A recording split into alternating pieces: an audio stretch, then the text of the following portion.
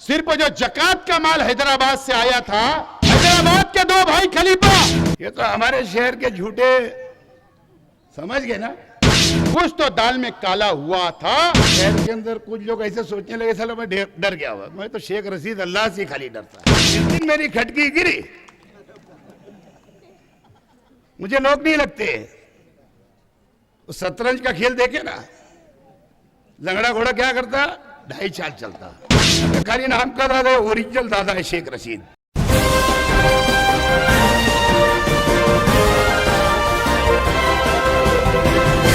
मानव समाचार, मानवता के हक में। कि आज वर्करों की मशवरती मीटिंग तो है, और साथ साथ में जिस जगह के ऊपर ये प्रोग्राम हो रहा है, मुंशी अब्दुल लतीफ शाह गार्डन में,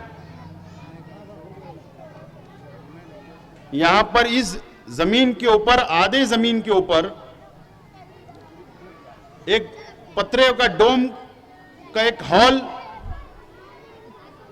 जो शादी ब्याह के लिए काम आएगा, संडास बाथरूम, एक रूम और पूरा वॉल कंपाउंड की दुरुस्ती, दोनों साइड में पत्रा, दोनों साइड गेट, और ये जो जमीन है इसके ऊपर पूरा कंक्रीट, इस तरीके का 50 लाख रुपए से आज शेख रशीद साहब के हाथों, तायरा शेख रशीद साहबा के खुसूसी फंड से इसका संगे बुनियाद भी रखा जाने वाला है।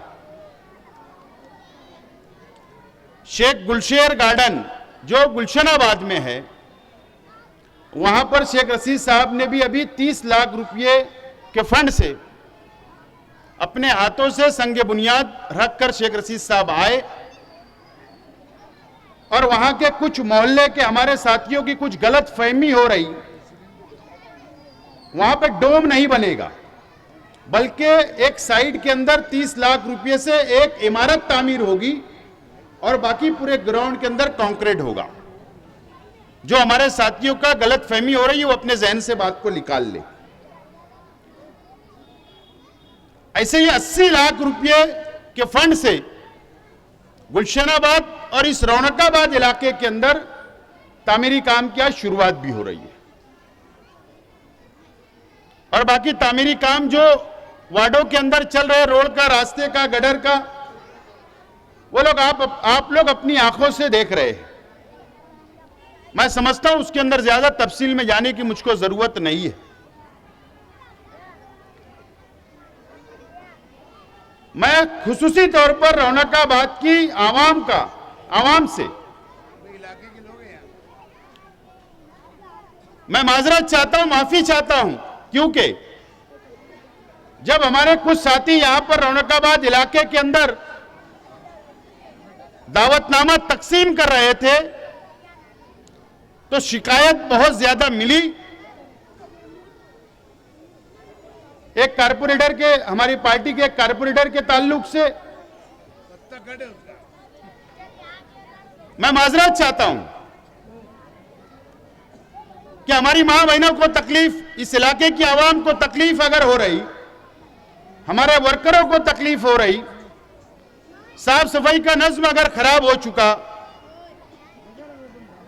या और दूसरे काम नहीं हो रहे हैं, तो आप लोगों ने 4 साल तकलीफ उठाई। इंशाअल्लाह आइंदा 1 साल आप लोगों को तकलीफ नहीं उठाना पड़ेगी, क्योंकि अगर यहां पर 80 लाख रुपए की तामीरी काम हो रहे तो जाहिर सी बात है कि शेख रशीद साहब की और हम लोगों की नजर रौनकाबाद और इतराफ के इलाकों के अंदर है कि इस यहां की आवाम की क्या तकलीफ है, उसको हल करना अब हमारी जिम्मेदारी है। और इंशाअल्लाह जरूर आइंदा 1 साल हम लोग इसको मुकम्मल करने की कोशिश करेंगे।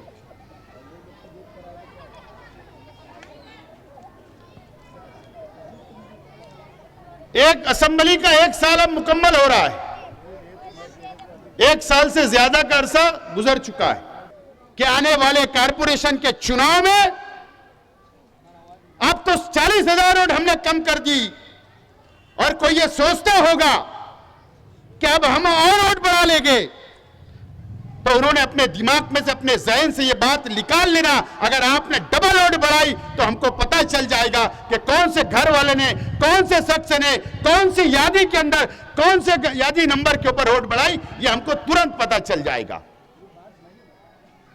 अब बोगस वोट नहीं होगी, अब ईमानदारी का इलेक्शन होगा। अगर कोई जुगारी, कोई शराबी, अगर कोई हमारा गैर भाई अगर बेईमानी करता तो हम समझ सकते थे, लेकिन एक आलिम ने बेईमानी की, एक आलिम ने मक्कारी करके असेंबली का इलेक्शन जीता है। और अल्लाह का करम है, हमारे वर्कर, जाबाज वर्कर को मैं सलाम करता हूं कि सिर्फ एक मक्कार आलिम से हम लोगों ने इलेक्शन को नहीं लड़ा, बल्कि दो भाई खलीफों से भी हमको लड़ना पड़ा था जो हैदराबाद से आए थे। ये पूरे लोग एक हो गए, हमारे खिलाफ मुकाबला कर रहे थे, और हम अकेले आप लोगों के भरोसे, आप लोगों के साथ में मिलकर हम लोगों ने संघर्ष किया।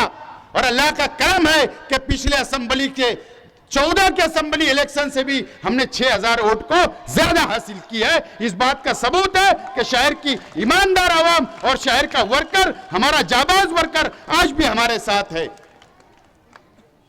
अब ईमानदारी का इलेक्शन कारपोरेशन का होगा।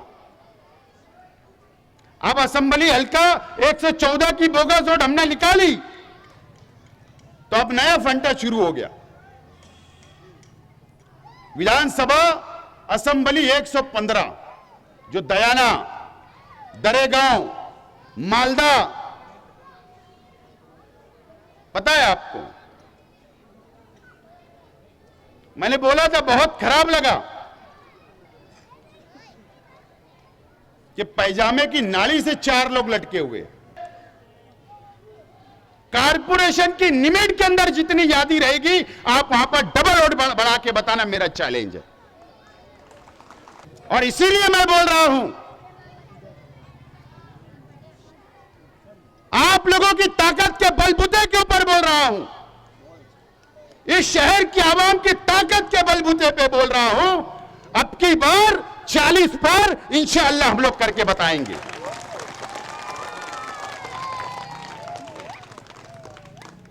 आप लोगों का साथ रहा तो इंशाअल्लाह वो दिन भी हम लोग देखेंगे। शेख रशीद साहब की क़यादत में हमने 29 सीट चुनकर आप लोगों ने दिया था, 1 नंबर पार्टी बनाई थी। लेकिन अगर माजी भूल जाओगे तो हम फिर 40 पार नहीं कर सकते। अगर आप 1 साल पहले का असेंबली इलेक्शन भूल जाओगे, हरा गुलाल खेला गया, अजान होती रही, मस्जिद की सहन के अंदर पटाखे फोड़े गए, अगर आप वो भूल जाओगे तो हम 40 पार नहीं कर सकते। और इंशाअल्लाह मुझे उम्मीद है, इस शहर की आवाम के ऊपर पूरा भरोसा, पूरा विश्वास है, और हमारे वर्करों पर कि वो 40 का आंकड़ा जरूर हम लोग पार करेंगे। सिर्फ जो जकात का माल हैदराबाद से आया था, उसमें बाटी बाटा के अंदर लगे रहे, हिस्से के अंदर लगे रहे, कौन कितना ले जाएगा उसमें भी हिसाब कम हो गया, आवाम तक पहुंचा नहीं, अपने करीबियों के अंदर बांट दिया गया। मुझे बताओ, हैदराबाद के 2 भाई खलीफा जो उन्होंने आकर यहां पर इस शहर की आवाम से यह वादा किया कि हर 2 महीने में हिसाब लेने के लिए नाकारा मैंने कहा होगा, क्योंकि उनको पता था कि ये नाकारा इंसान को मैंने टिकट दिया, वो ये वादा करके इस शहर की आवाम से गए कि मैं 2 महीने के अंदर आकर हिसाब लूंगा। अब मालेगांव शहर की आवाम किस मुंह से आप आओगे? 15 महीने गुजर गए, आपने यहां का हाल नहीं पूछा।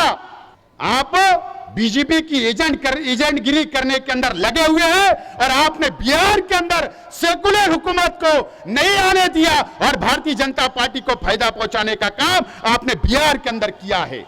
जहां पर 35% आबादी कलकत्ता राज्य की है, रियासत की है, जहां पर भारतीय जनता पार्टी रोजाना अमित शाह हर महीने भारतीय जनता पार्टी ने वहां डेरा डाल दी कि वहां की हुकूमत को कब्जे में करने के लिए, ममता की हुकूमत को उखाड़ फेंकने के लिए भारतीय जनता पार्टी ने पूरी ताकत लगा दी। और इसके लिए अरे उत्तर प्रदेश का एक लीडर आजम खान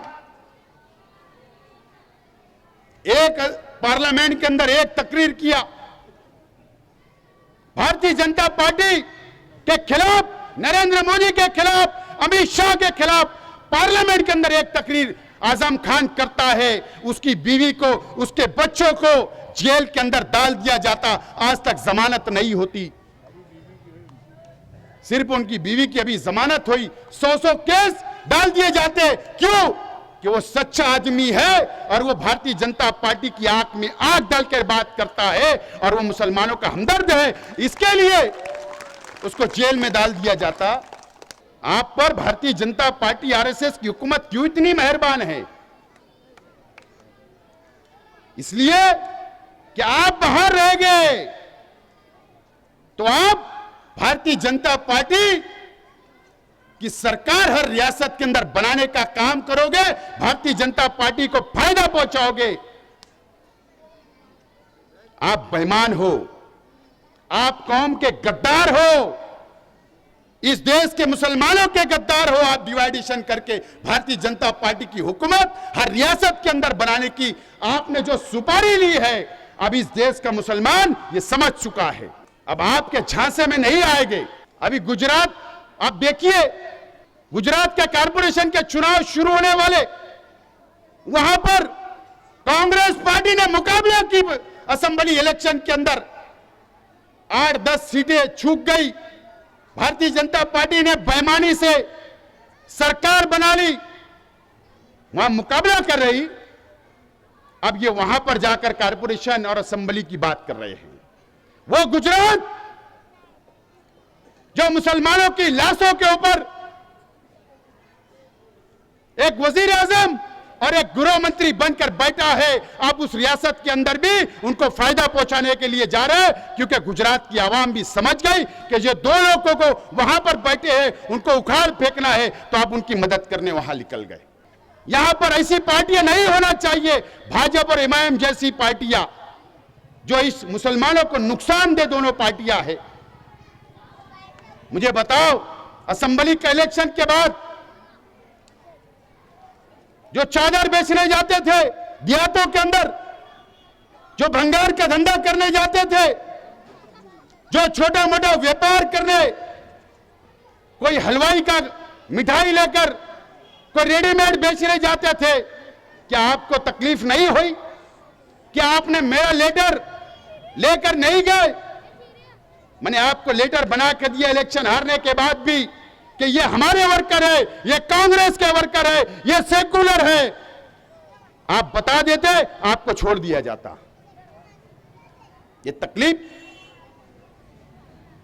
जो ये शहर के आवाम को भुगतना पड़ रही, कोई तामीरी काम नहीं, कोई काम यहां पर शहर के अंदर विकास और डेवलप की बात आज का एमएलए और उसकी पार्टी नहीं करती। सिर्फ मुफाद किस तरीके से हासिल किया जाए, और यही मुफाद हासिल करने के लिए ये फिर कारपोरेशन के अंदर एक हो गए, क्योंकि तुमको किस तरीके से हरा सके। लेकिन आज आप लोगों को सोचने की जरूरत है, समझने की जरूरत है, और हम लोग हिम्मत हारे हैं।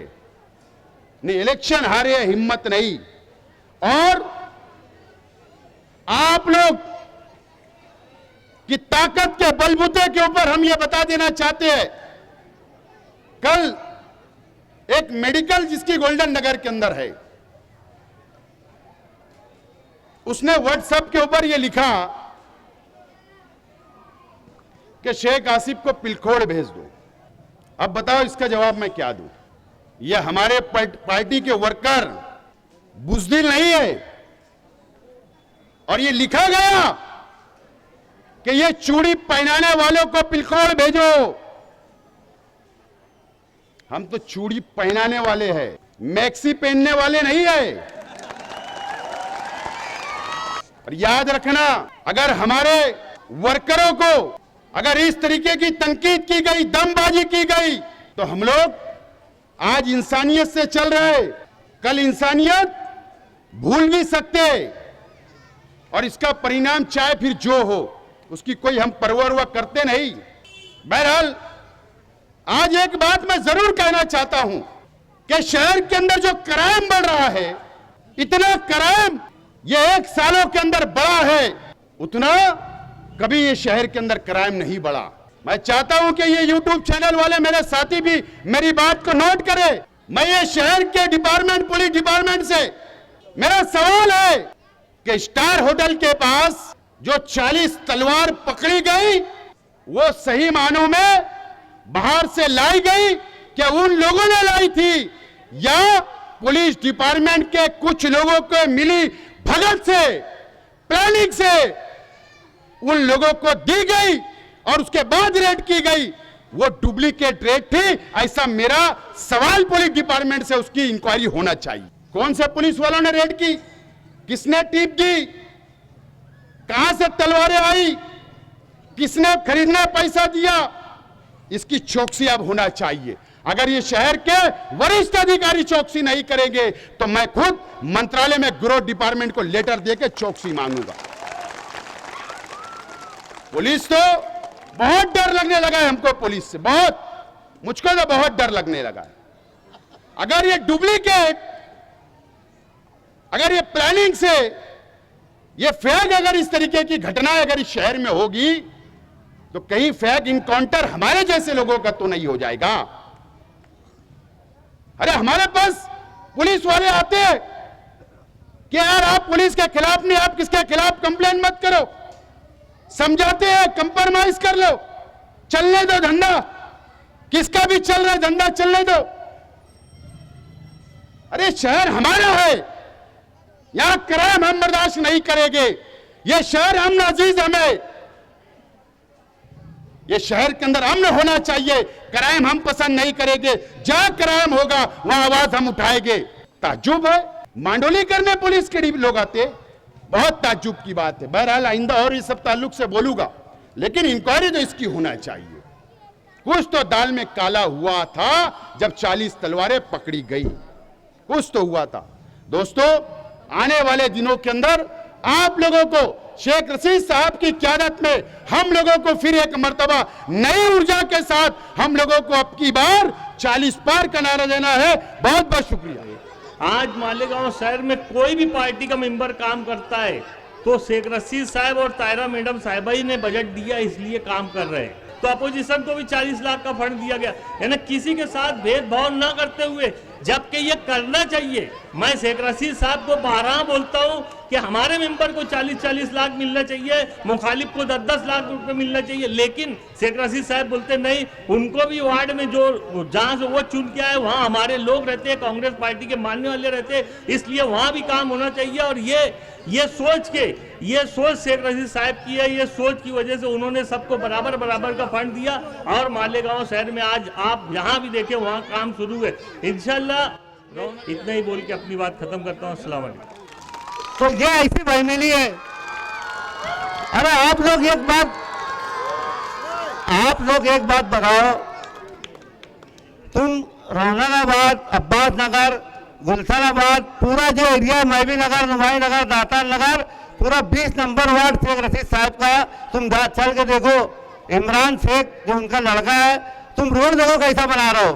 अरे उन्होंने पार्टी के और शेख रशीद साहब के साथ रहेंगे। इतना बोल के अपनी बात खत्म करता। अस्सलाम वालेकुम। इब्तिदाई और इस्तकबालिया प्रोग्राम के सदर मोहतरम रियाज मेमन साहब, जब बुलंद इकबाल को हम बनाने की कोशिश कर रहे थे, अगर मैं चाहता तो दोबारा हमारा ही रिपीट, आपका ही मापो रिपीट हो सकता था, लेकिन मैंने ही सोचा था कि मरहूम बुलंद इकबाल को बना दिया जाए, ये मेरी कोशिश थी, लेकिन अल्लाह की मर्जी नहीं थी। तो बहरहाल 5 साल, लेकिन मैं अब समझ गया 2.5 वर्ष के अंदर, और अब समझने के बाद अभी महापौर तायरा शेख जो बने, फिर अब कारपोरेशन के ऊपर ध्यान मैं ज्यादा दे रहा हूं। और ये लाइन में अब लग जाओ कि शहर कैसे अच्छा बन सकता है, कैसा अच्छा डेवलप हो सकता है। 2-3 चीज है। मालेगांव के अंदर हार्ड मिक्सर रोड नहीं चलने वाले हैं। हमारे में एक बड़ी कलाकारी है सर, रास्ता बनने से पहले नल कनेक्शन लेते नहीं, रास्ता बन गया 8 दिन के बाद खोद देते, नल कनेक्शन ले लेते। बना तो 10 डेग लग जाती है डामर रोड के ऊपर, फिर कारपोरेटर बदनाम, कारपोरेशन के लोग बदनाम, अधिकारी बदनाम, महापौर बदनाम। लेकिन मैं गुजारिश करूंगा कि जहां भी अगर हार्ड मिक्स रोड जो अब हमने तय किया है कि 30 फीट तक के जितने भी रोड रहेंगे वो हार्ड मिक्स नहीं करेंगे, वो सब सीमेंट रोड रहेंगे। और 30 फीट के ऊपर के जितने भी रोड रहेंगे 40, 50, 60 वो सब हार्ड मिक्स रोड रहेंगे। और इसकी शुरुआत हम लोग कर चुके। आगरा रोड का जो टेंडर हुआ है कल उसको ओपन होना है, वो एक मॉडल देना है शहर में, और उसको लेकर के बहुत सारी जगह हम लोगों ने इस मर्तबा सीमेंट रोड वार्डों के अंदर भी बनाना शुरू कर दिया, छोटे छोटी गलियों में भी।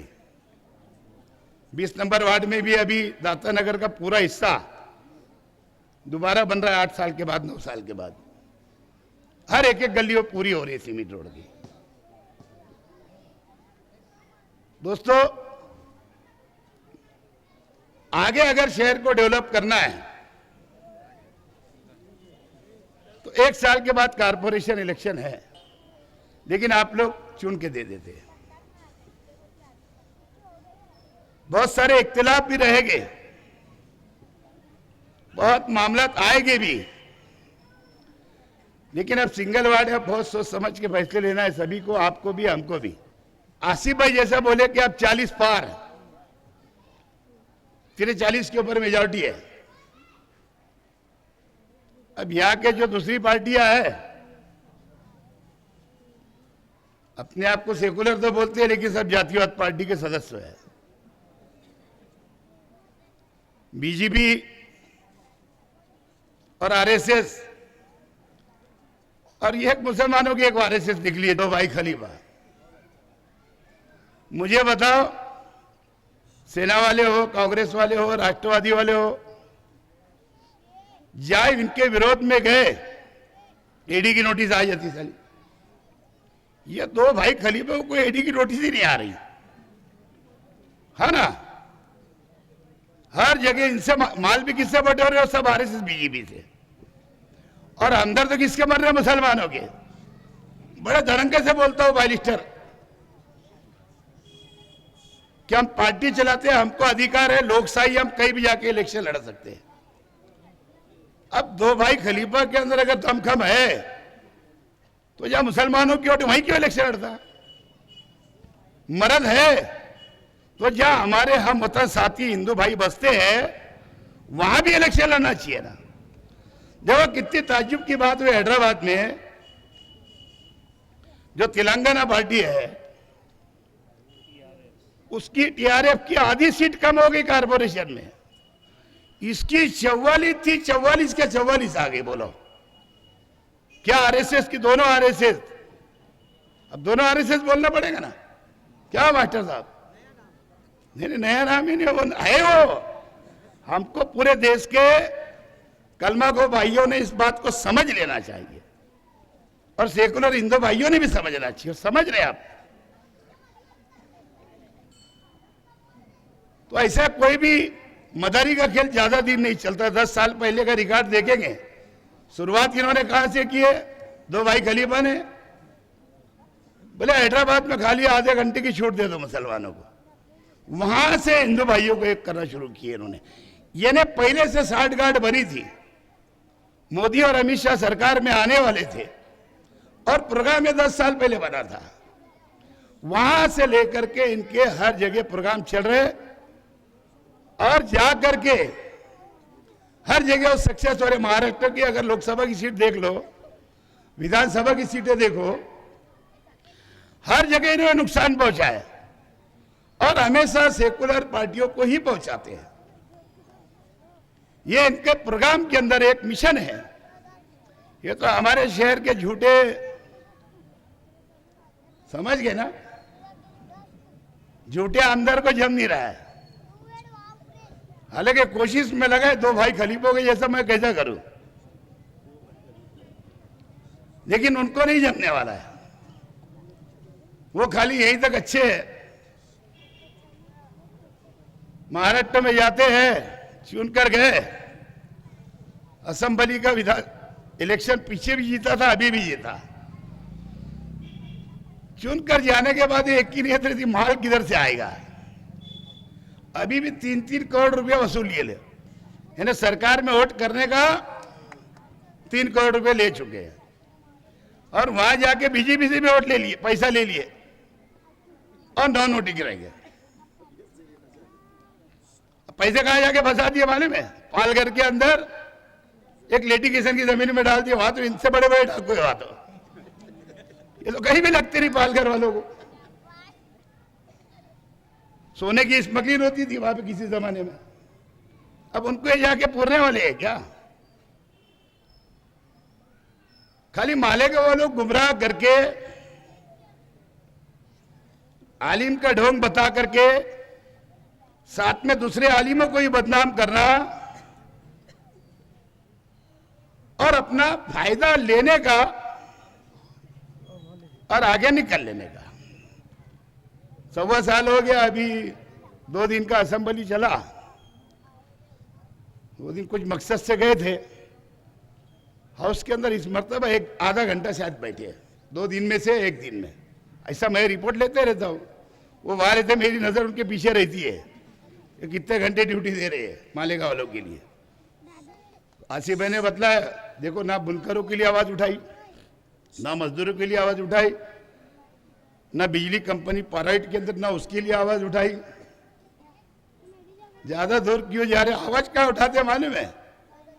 मछलियां हमारे डैम के अंदर मर गई। बोले क्या वो 1 साल से आके मिले ही नहीं? कितने साल का ठेका है बोले तुम्हारा, मुझसे क्यों नहीं मिले? अब यार जैसे मतलब क्या, सरकार देती है ठेका, इनसे क्या को मिलेंगे? यानी खाली इसके लिए जाके धतिंग होती है, पैसा किधर से आएगा? दोस्तों शहर को सोचना पड़ेगा। शहर का अगर डेवलप करना है तो ऐसे लोगों से सावधान रहना पड़ेगा। तेरी मेरे पे नहीं आना पड़ेगा, क्योंकि हम उसके जिम्मेदार हैं। हम जज्बात में बह जाते और वोट देकर के आखिरी में पछताते, 5 साल पछताते। अरे यार गलती हो गई। फोन आते रहते मुझे, साहब यहां काम करना है, साहब ये वार्ड में काम करना है। इलेक्शन आता है समझा के बोलो कि यार हमारे पूरे पैनल निकालो, पूरी सीट निकालो, ताकि मेजॉरिटी मिले तो आप लोगों को काम करने के अंदर कच्चे एरिया काम करने में हमको आसानी होगी। लेकिन आग कब खुलती है मालूम है? जब पूरा वक्त गुजर जाता, पूरे शहर में जब काम शुरू हो गए, होने लगे अच्छे ढंग से, जब जाकर के किनारे पट्टे से भी हमको फोन आने लगे। आगे का जो मिशन है 1 साल के बाद का, हर जगह से अल्लाह के करम से, आप लोगों की मेहनतों से, दुआओं से, कार्यकर्ता के जरिए हर जगह से कांग्रेस की सीट का लाट निकलना चाहिए शहर में, लाट। ये सब कितने भेड़िए हैं ना, चाहे 2 भाई खलीफा हो, चाहे क्या मैक्सी वाले हो। अब तो कलर की मैक्सी पहन रहे हैं आजकल, उसमें भी फैशन आ गया साला अभी। और 4 लोग को तो उन लोगों को बहुत फिक्र बढ़ गई कि किससे नहीं गए, कभी शादी में किससे लड़ पड़ते हैं, कभी मैयत के अंदर किससे लड़ पड़ते। समझ गए क्या कौन लोग हैं यहाँ पे ऐसे? मैं भी इंतजार ही कर रहा हूं। अभी तक बहुत इज्जत करता था, क्या जाने तो बड़े हैं इनके जैसे। 70 साल की उम्र हो गई, दरगुजर करता था, वो क्या समझते थे मैं डरता हूं। और क्या 2-4 साल से कुछ हो नहीं रहा ना, मेरे तरफ से अब कार्रवाई नहीं होती, तो शहर के अंदर कुछ लोग ऐसे सोचने लगे साला मैं डर गया हुआ। मैं तो शेख रशीद अल्लाह से खाली डरता है। और वहां बोला हूं मैंने कि जिस दिन मेरी खटकी गिरी मुझे लोग नहीं लगते। उस शतरंज का खेल देखे ना, लंगड़ा घोड़ा क्या करता, 2.5 चाल चलता, 2.5 घर। हाँ। और दिखता भी नहीं मैं।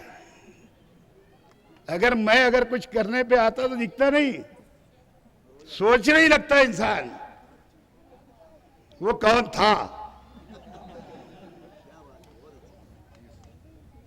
ना जेल जाने डरता अभी भी। अगर अभी भी मौका आया ना, कभी डरता नहीं।